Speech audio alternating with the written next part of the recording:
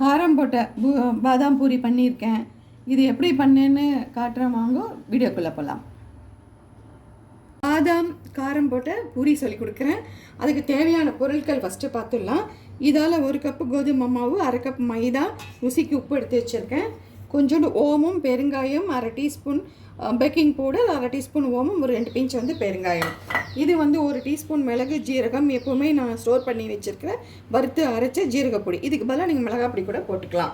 பாதாம் 15 பாதாம் ஊற வச்சு விழுது மாதிரி அரைச்சி வச்சுருக்கேன். மிக்சியில் கொஞ்சமாக தண்ணி விட்டு குலுக்கி வச்சுருக்கேன். 2 டீஸ்பூன் கீ.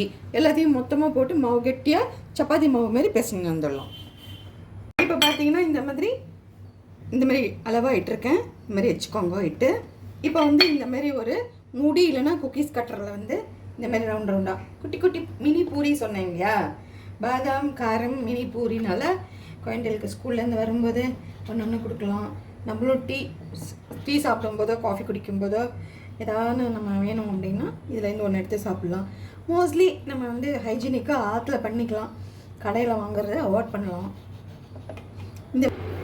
இப்போ எண்ணெய் காஞ்செடுத்து இதை பத்திரமா ஒன்று போட்டு நல்லா பொன்னிறமாக வர வரைக்கும் பொரிச்சு எடுத்துடலாம்.